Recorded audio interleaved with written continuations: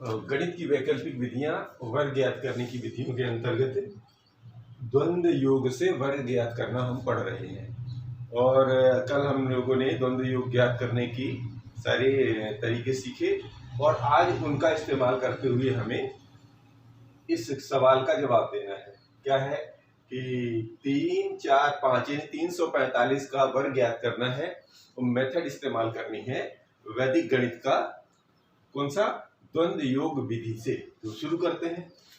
तो द्वंद्व योग विधि से ज्ञात करने के लिए क्या किया जाता है, ये 3, 4, 5 लिखा हुआ है, 3, 4, 5 का जो वर्ग होता है इसको बनाने के लिए सबसे पहले क्या किया जाता है, इनके समूह बनाए जाते हैं। क्या बनाए जाते हैं, समूह। समूह का मतलब होता है जैसे पहले 3 आएगा, फिर उसके बाद 3 के बाद 3 और 4 आएगा, फिर 3, 4, 5, पहले ऐसे बढ़ते क्रम में चले जाना है, फिर एक एक घटते क्रम में, एक एक घटते क्रम में मतलब पहले आ जाएगा 4, 5 और फिर अंत में आ जाएगा 5। ये तो हमारा समूह बना।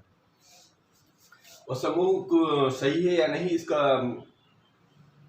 चेक करने का क्या तरीका बताया था उन्होंने, ये बताया था कि जितने अंक हैं उसको डबल करके एक कम कर लो। यानी 3 अंक है, 3 अंक का दुगना है, 3 दूनी 6 और एक कम किया तो 5 अंक आ गए। तो अगर हमारे जो समूह है वो 5 बनने चाहिए। अगर ये 5 बन रहे हैं तब तो ठीक है, अगर ये 5 नहीं बन रहे हैं तो फिर इसका मतलब समूहन में गड़बड़ी। तो गिन लेते हैं, 1, 2, 3, 4, 5। हाँ, 5 पूरे हो गए। अब हम आगे बढ़ सकते हैं। आगे बढ़ सकते हैं तो वही तरीका अपनाना है। एक अंक का द्वंद्व योग क्या होता है, एक अंक का द्वंद्व योग होता है उसी संख्या का वर्ग। 2 अंकों का क्या होता है, 2 अंकों का द्वंद्व योग होता है कि दोनों अंकों का आपस में गुणा करके 2 का गुणा और कर देना, यानी दुगना कर देना। 3 अंकों का द्वंद्व योग होता है कि पहले और तीसरे यानी किनारे किनारे के दोनों अंकों को गुणा करके उसका दुगना और फिर बीच के अंक का वर्ग करके उसको जोड़ देना। ये प्रक्रिया अपना करके फिर उनका साथ साथ रख देना, ये हमारे तरीका होता है। तो शुरू करते हैं। ये 5 भाग हमारे को मिले, 1, 2, 3, 4, 5। यहाँ से शुरू करते हैं, चाहे यहाँ से कोई फर्क नहीं पड़ता। बेहतर होगा अगर आप एक क्रम से करें, यानी इधर से इधर को करेंगे तो ज्यादा आसान पड़ेगा। तो चाहे इधर से इधर कर लो, हल करते समय इधर से कर लेंगे। तो इधर से ही शुरू कर लेते हैं। चलो, तो 3 एक अंक है तो 3 का वर्ग पहला काम। जहां कामा है वहां पर इसको सेपरेशन करता है, पृथक कर देते हैं। फिर 2 अंक है, 2 अंक का मतलब होता है 2 का दुगना करना है, किसका, आपस में इनका गुणा करके, 3 में 4 का गुणा करके। ये हो गया दूसरा समूह का हल। ठीक है, इतना काम करना है हमें। तीसरी बार क्या करना है, किनारे किनारे के अंकों का दुगना, दुगना करिए और किनारे किनारे के अंक है 3 और 5 और जोड़ देना है बीच के अंक का वर्ग। 4 चौके, पहले तो लिख लीजिए 4 का वर्ग। ये आ गया तीसरे वाले का हिसाब किताब, मतलब इनको करना है। इसको लीजिए तो इसका 2 अंक है, इसमें जैसे तो वैसे इसमें 2 अंक है, तो इसका 2 अंक वाला यानी कि दुगना करना है 4 गुणे 5 को, और आखिरी वाला है 5 तो 5 का वर्ग। बात समझ में आ गई। ये स्थिति करनी है। अब क्या करना है, अब ये करना है कि जो आपने लिखा है इसी को हल करके नीचे रखिए। तो अब इसको हल करना शुरू कर देते हैं। तो पहले इसको हल करते हैं। 3 का वर्ग, 3 तिरका 9। ये बात से पकड़ में तो वही रही, और थोड़ा ऊपर रखें क्योंकि नीचे थोड़ा सा बढ़ाना पड़ेगा। तो 3 तिरका 9, सेपरेशन 4 3 12, 12 दूनी 24। पहले तो एक साथ लिख लेते हैं। ठीक है, ऐसे लिखना, सेपरेशन लिखना है। 5 3 15 दूनी 30 और 4 चौके 16। 5 3 15 दूनी 30 और 30 में से 16 हो गया, 30 में से 16 और जोड़ना है, 4 चौके 16। तो 30 और 16 46, इसका आ जाएगा 46। फिर सेपरेशन यानी पृथक करना है। फिर 5 चौके 20 और 20 दूनी 5 चौके 20 दूनी 40, ये आ गया सेपरेशन। और 5 25 25। अब इसका जवाब कैसे लिखा जाता है ये अच्छे समझ लेना है। ये तो इसके अलग अलग पार्ट के हल हुए। अब इन हलों को रखा कैसे जाता है, मुख्य बात यहाँ पर ध्यान देना है। तो अब हम यहाँ ध्यान देते हैं, ये जितने भी हमारे ये सेपरेशन है ये एक एक अंक के लिए यानी इकाई अंक के लिए है। और इधर से शुरू होता है, इधर वाले से जो पहला जो यानी दाहिने तरफ का अंक होगा वो पहला इकाई मिलेगा, फिर उसके बाद दहाई मिलेगा, फिर सैकड़ा, फिर हजार और फिर 10,000, फिर इसके आगे जो भी संख्या आती जाएगी। इस तरह हमारे अंक मिला करते हैं। तो यहाँ पर देखिए इकाई में 2 अंक आ गए हैं, तो इकाई में 2 अंक नहीं रखने, तो जो एक्स्ट्रा अंक होता है जैसे मान लीजिए 25 आता है तो 25 में हासिल क्या आता है, दाहिना वाला दहाई। तो दहाई को दूसरी वाली लाइन पे ले जाना है, दहाई वाली लाइन पे ले जाएंगे। तो इस तरह करके पहले हम इसको व्यवस्थित करेंगे, फिर इसका हिसाब किताब करेंगे। तो शुरू करते हैं यहाँ से, क्यों, क्योंकि अब इधर से इधर को चल रहा है, कितना इधर भगेगा। तो इकाई और दहाई में 25 से 25 का हम लिखेंगे 5। अभी भी इसको सेपरेशन में रखना है। ये 2 जो निकल के आएगा वो इधर जुड़ेगा, यानी कि इधर वाले में आ जाएगा। अब ये 40 में से 2 जुड़ के आएगा, ठीक। तो यानी कि इसका कितना हो गया, 40 2 42। हम इसको 42 लिख लें, क्यों, क्योंकि इसका अभी हमें जरूरत पड़ेगी। अब जो 40 में से 42, अभी एक लाइन और बढ़ाते चलें तो और ज्यादा क्लियर होगा। तो ये 5 जो है ये फिर नीचे आ जाएगा, क्योंकि अभी ये लाइन हल होगी। तो इसको अभी हम एक एक करके बढ़ रहे हैं, इसलिए इसका इस्तेमाल कैसे होगा ये देखना है। अब इसमें जो 2 बना दहाई, दहाई में भी एक ही अंक आएगा। अगर दहाई में 2 अंक आ गए तो वो सैकड़े में बदल जाएगा। तो यहाँ पर हमको दहाई में 2 अंक मिल गए हैं, तो हम क्या करेंगे, किनारे दाहिने वाला अंक उतारेंगे और जो ये वाला अंक है वो इसके पास आ जाएगा। समझ में आ नहीं, इसके पास आ जाएगा का मतलब क्या हो गया, ये जो है 4 अब किस में आ जाएगा, ये जो 4 बढ़ के इसके साथ आ जाएगा, यानी कि 46 में से ये 4 जुड़ेगा। तो 46 और 4 कितना हो जाएगा, 50। और यानी कि 50 का जो ये शून्य है वो इधर तो आएगा और ये 5 चल के इधर आ जाएगा। बात समझ रहे हैं, बस यही है इसका मुख्य भाग। इसके सेपरेशन में क्या है, ये जो सैकड़े वाला जो 5 है वो इसके 24 वाले में आ जाएगा। तो ये 24 में से 5 जोड़ेंगे तो 24 5 29, यानी कि इस वाले पार्ट से मिलेगा हमको 9। फिर ये 2 अंक बचा है, तो 2 जो है किसमें आ जाएगा, इस किनारे वाले 9 में। तो इस वाले 9 में आ जाएगा 9 धन 2 अर्थात 11। अब इस पार्ट तो कुछ नहीं है, जब कुछ नहीं है तो यही वाला जो बचा हुआ पार्ट है ये पूरा का पूरा आ जाएगा। अब बस इनको सम्मिलित करके लिख दीजिए, तो यानी कि ये सेपरेशन लाइन अलग कर दीजिए, इसका आपका काम हो गया। यानी कि 11, इधर से 9, फिर इधर से 0, इधर से 2 और इधर से 5, ये इसका वर्ग हुआ द्वंद्व योग विधि से। और जांच करने का तरीका हमने आपको पहले बताया था, अगर जांच करना चाहे तो इसको इसके वर्गों का योग करके द्वंद्व योग निकालिए और इसका द्वंद्व योग निकाल लीजिए। अगर दोनों मिल जाते हैं तो ये हमारा सही हो जाता है।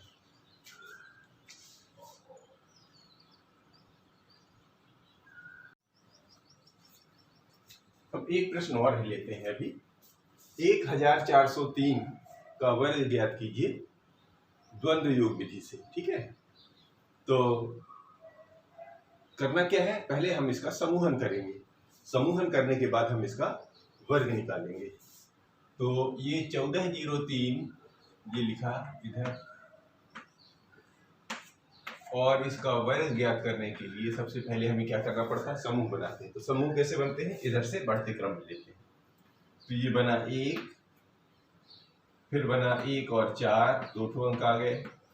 फिर यहाँ तक 1 4 0, फिर पूरा 1 4 0 3, फिर यहाँ से एक कम करना है। तो 4 0 3, फिर 0 3 और अंत में 3। ये हमारा समूहन बना। पूरे समूह बने हैं कि नहीं, क्या तरीका है, जितना समूह जितने अंक होते हैं उसका दुगना करके 1 कम, यानी 4 अंक हैं, 4 अंक में से 4 दूनी 8 और 8 में से 1 कम करेंगे तो 7। 7 समूह हमारे अगर हैं तो हमारा समूहन सही है।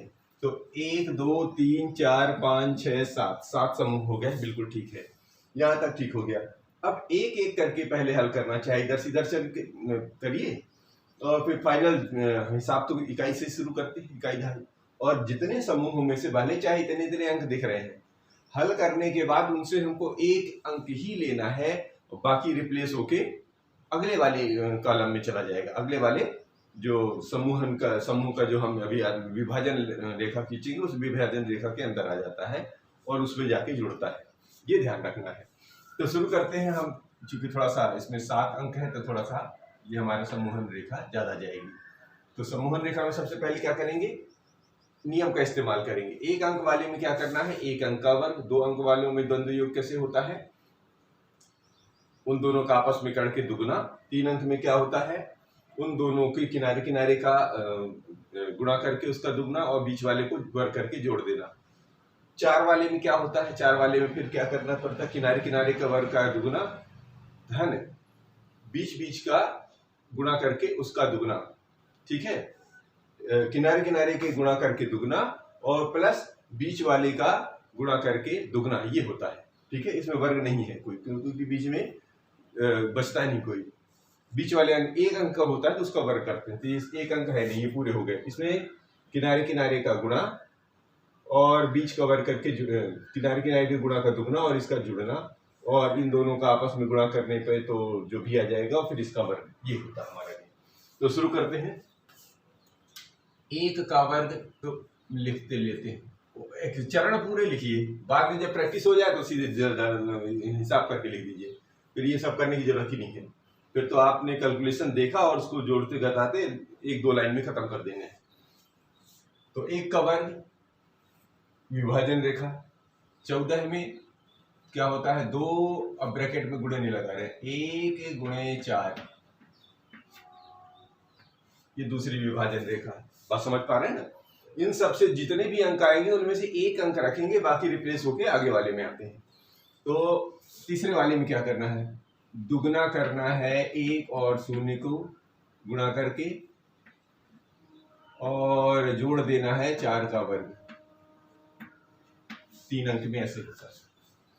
4 अंक का द्वंद्व योग से गुणा कैसे होता है, किनारे किनारे का गुणा दुगना, यानी दुगना, चूंकि दोनों में दुगना ही दुगना आता है, 2 गुना करके 1 और 3 का गुणा धन ये करना है दुगना करके बीच वाले का 4 और 0 का गुणा, ये आ जाएगा हमारा 4 अंकों वाले में से।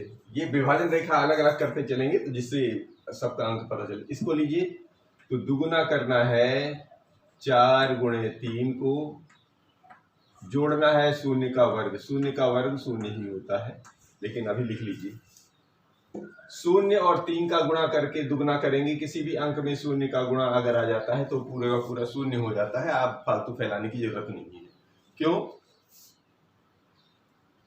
किसी भी संख्या में अगर गुणे में 0 है तो पूरी संख्या 0 हो गई। तो इसका आप आगे ज्यादा लिखने की आवश्यकता नहीं है, इतनी तो आपको प्रैक्टिस हो चुकी होगी, है ना।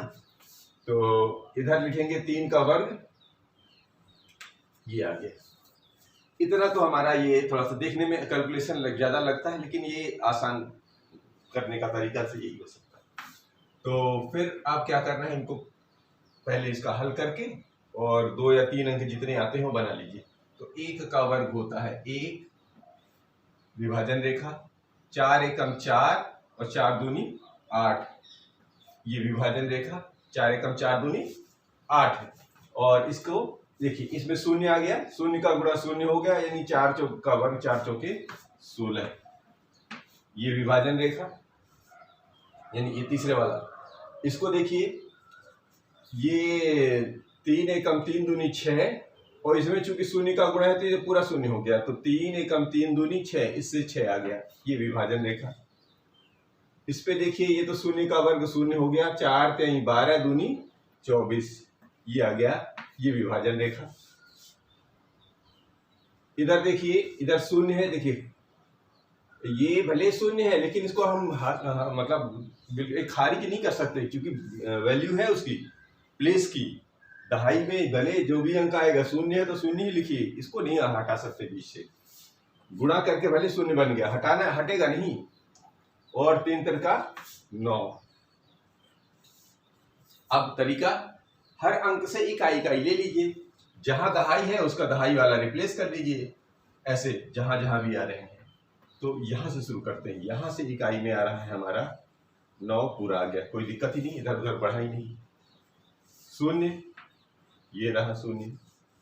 इधर से 24 में से क्या आ जाएगा, यहां से मिलेगा 4 और ये 2 निकल के इधर आ जाएगा, तो यहां पर आ जाएगा 6 धन 2 अर्थात 8। अब इधर से तो कुछ आया इधर से तो कुछ आया नहीं, तो ये 16 में से 6। अब ये 6 8 एक इधर निकल आया, तो ये कहां चला जाएगा, इसमें आ जाएगा, यानी 8 धन 1 अर्थात ये आ जाएगा 9। इधर से कुछ बचा नहीं तो 1 है। अब इसका आंसर कैसे लिखना है, आंसर यहां से शुरू करते हैं। यहां पर आएगा 9, यहां पर आएगा 0, यहां पर आएगा 4, इसमें से एक अंक 8 है, इसमें से एक अंक 6 है, इसमें से एक अंक 9 है और किनारे 1 बचा है। तो ये हमारा द्वंद्व योग से 1403 का द्वंद्व योग विधि से वर्ग ज्ञात हो गया।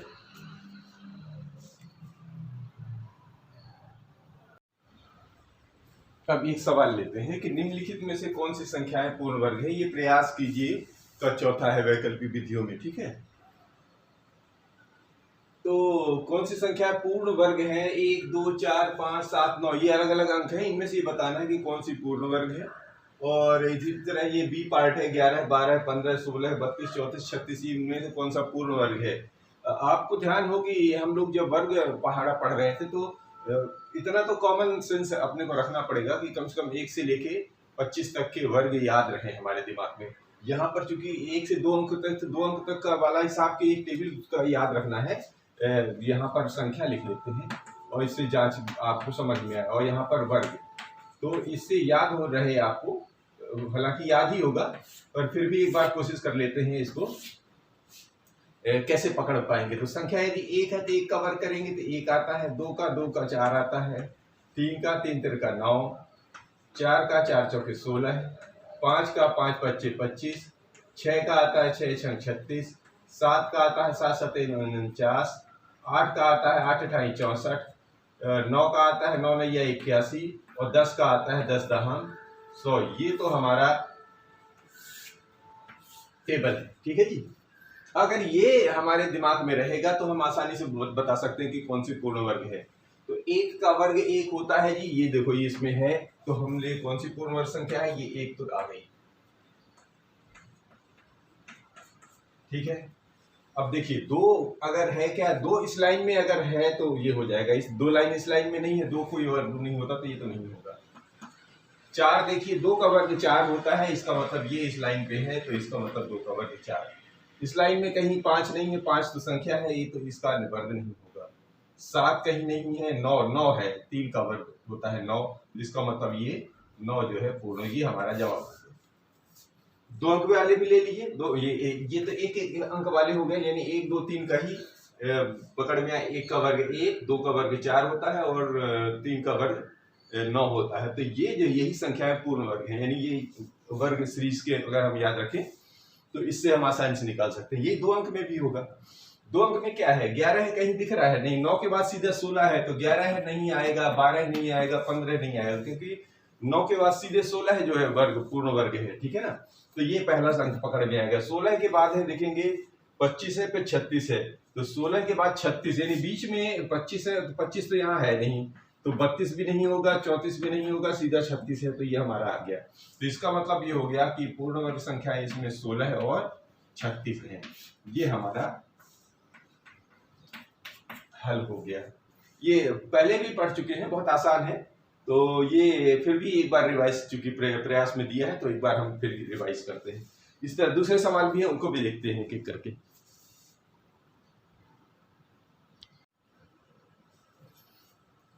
अब इसमें दूसरा प्रश्न ये है कि निम्नलिखित पूर्ण वर्गों में से सम संख्याओं का वर्ग कौन सा है। यानी ये जो संख्याएं दी हैं पहले से ही पूर्ण वर्ग है, ये पहले से उन्होंने घोषणा कर दी, अब आपको छांटना नहीं है।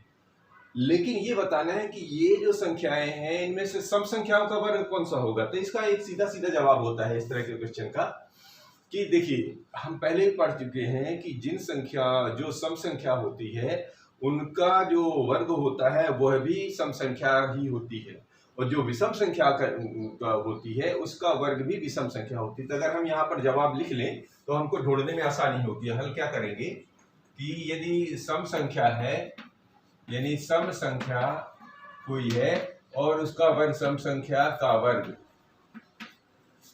सम होता है, यानी वो संख्या अंततः सम होगी। और यदि विषम है तो अंततः ही वो पूरी संख्या जो वर्ग उसका वर्ग होगा वो विषम होगा। ठीक है, ये दो लाइन अगर हमारी को समझ में आ गई तो हम आसानी से इसका जवाब बता सकते हैं। तो शुरू करते हैं। अब देख लीजिए कौन सम है कौन सा विषम है। 9, तो जवाब क्या चाहिए? सम संख्या। सम संख्या तो सम वाला पकड़ लीजिए, जिनके सम क्या होता है? जिनके इकाई अंक में, यानी सम संख्या क्या होती है ये भी समझ लीजिए एक बार फिर से। तो सम संख्या वह होती है जिसमें कि इकाई में 0, 2, 4, 6, 8 ये इन 5 अंकों में से अगर कोई भी अंक इकाई में है तो वो अंक हमारा सम होगा, और इसको छोड़ के अगर कोई इकाई में अंक आ गया तो वो विषम होगा। तो देखिए क्या है 0, 2, 4, 6, 8 ये 9 है क्या? नहीं। 100 ये इकाई में नहीं आता है। 5 ये भी इकाई में नहीं है। 1 इकाई में नहीं है। 4 है तो हम इसमें लिख लेंगे 144, ये हमारा पहला मिल गया। ठीक, फिर इकाई में 5 ये नहीं मिलेगा। इकाई में 6 है, 6 है यदि इसका मतलब हो गया 256 हमारा, ये भी पूर्ण वर्ग होगा। क्यों? क्योंकि इकाई में है। ये संख्या पहले से पूर्ण वर्ग दे रखी है, हमें केवल छांटना है। तो छांटने का तरीका क्या है? इकाई में ये अंक ढूंढ लीजिए। तो यहां तक आ गया 0, 0। हाँ, किसी भी संख्या के इकाई अंक में अगर एक 0 है तो जरूरी नहीं कि वो पूर्ण वर्ग होता है, वो होता ही नहीं। 2 अंक कम से कम होने चाहिए पूर्ण वर्ग होने के लिए। तो इसमें 2, चूंकि ये पूर्ण वर्ग पहले से दिया है तो 2 0 पहले से है, ये 0 यहाँ पर है, तो हम इसको 0 भी पूरा ले लेंगे, यानी 400 ले लेंगे। इकाई अंक पर 6 है तो ये 1296, और इकाई अंक पर 1 है तो ये नहीं होगा। यानी इतने हमारे अंक जो है ये पूर्ण वर्ग हैं और बाकी संख्या पूर्ण वर्ग नहीं है। ये हमारा जवाब हो गया। इसी का एक और प्रश्न है, इसी को देखते हैं। अब ये जो तीसरा सवाल है इसमें बता रहे हैं कि निम्नलिखित में से कौन सी संख्याएं पूर्ण वर्ग हैं। अब देखिए 2 सवाल हम हल कर चुके हैं और दोनों में कुछ रूल रेगुलेशन हमने ध्यान कर लिए थे। 9 का वर्ग होता है 81, ये तो साफ साफ समझ में आ रहा है, और 10 का वर्ग 100 होता है, ये तो हम भी समझ पा रहे हैं कि निम्न को कौन सी पूर्ण वर्ग संख्या है। 81 तो है और इधर 100 भी है। अब इसमें 0 तो है, लेकिन इसमें जो है विषम संख्या में 0 है। जब भी किसी भी संख्या के अंत में सम संख्याओं में 0 है, सम संख्या में मतलब 1 और या 3 ये 5 ऐसे हैं तो नहीं होगा। यानी कि 2 0 या 2 से 4, 4 से 6, 6 से 8 अगर ऐसे 0 आते हैं तो वो संख्या पूर्ण वर्ग होगी। इसमें देखेंगे, इसमें इकाई, दहाई, सैकड़ा तीनों जगह संख्या में 0 बढ़ा, मतलब 3 0 लगा रखे हैं। और विषम संख्या में जब कोई 0 होती है तो वो संख्या पूर्ण वर्ग नहीं होती है, यानी 1000 पूर्ण वर्ग नहीं बनेगी, कभी नहीं होती ही नहीं। अब इसमें देखेंगे ये जो संख्या है 3 3 0 5 5 0, यानी आखिरी में जो है इकाई अंक पर 0 है। 1 0 जब किसी संख्या के अंक में होता है तो वो संख्या पूर्ण वर्ग नहीं होती है। इसमें देखेंगे इकाई अंक में के साथ दहाई अंक लगा, 2 अंक लगातार हैं 0 के, तो वो संख्या पूर्ण वर्ग हो जाती है। इसमें देखेंगे 81 तो 9 का वर्ग होता है, ये तो मैंने आपको पहले बताया था कि कम से कम 25 तक तो याद रखिए, और नहीं भी है तो 10 तक का तो कम से कम कंटिन्यू रखना है। तो 9 का वर्ग होता है 81, यानी 1 है तो ये 9 का वर्ग होता है, ये पूर्ण वर्ग होती है। बात समझ पा रहे हैं? और एक प्रश्न और है, उसको भी लेते हैं। अब निम्नलिखित में से कौन सी संख्याएं पूर्ण वर्ग है? अब देखें, जैसे अगर पूर्ण वर्ग अभी हम लोगों ने पढ़ा है तो पूर्ण वर्ग की संख्या में 8 नहीं आता है। मतलब एक से लेके जो एक अंक है, एक अंक की संख्या में पूर्ण वर्ग होता है 4, 4 के बाद सीधे आता है 9, और 1, 1, 4 और 9, 8 तो आता ही नहीं, तो ये पूर्ण वर्ग तो है ही नहीं, तो ये अलग हो गया। अगर आपको ध्यान हो कि 14 का वर्ग होता है 196, हालांकि इकाई में 6 है, तो ये एक बार देख के तो समझ सकते हैं। फिर इसका हिसाब अगर निकालेंगे तो 14 का वर्ग होता है 196, यानी कि 196 पूर्ण वर्ग संख्या है। ये अगर मैंने बोला था जो आपको कि 25 तक का तो कम से कम आपको याद रखें, तो उसमें 14 का वर्ग होता है 196, तो हम देख के पहचान सकते हैं। और अगर इकाई अंक से भी पहचानना चाहें तो इसमें तो 8 था, 8 एक अंक में तो वहां पर नहीं था, क्योंकि एक अंक वाले पूर्ण वर्ग में। यहाँ पर पूर्ण वर्ग वाली इकाई में तो 6 है, हो सकता है, लेकिन उसका वर्ग अगर आपको याद है तो इसको आप सीधे सीधे कहते हैं हाँ जी पहले से ही है, ये 14 का वर्ग होता है, ठीक है। और 343 इकाई अंक पे 3 आ गया, और जिस अंक के इकाई पर 0, 2, 4, 6, 8 अगर ऐसे संख्या अगर मतलब अगर आ जाते हैं तो सम संख्या का वर्ग सम संख्या होती है। और इस इकाई अंक पर 3 है, तो और पूर्ण वर्ग संख्याओं में 3 नहीं आता है किनारे, तो 3 नहीं आता है तो ये तो फेल हो जाता है। इधर देखेंगे, जिस संख्या के इकाई अंक पर इकाई और दहाई अंक यानी दो अंक में 0 होते हैं तो पूर्ण वर्ग संभावना हो जाती है, और किनारे अगर ये पूर्ण वर्ग हो रहा है तो ये पूर्ण वर्ग हो जाएगी। तो 3 का वर्ग 9 होता है, और 2 अंक हैं तो ऑलरेडी ये 900 जो पूर्ण वर्ग हो जाती है, और ये दोनों फेल हो जाते हैं। इस तरह करके हम इनको समझ सकते हैं, और फिर आगे है विलोकनम विधि, उसको पढ़ते हैं, कोशिश करते हैं अगले वीडियो में।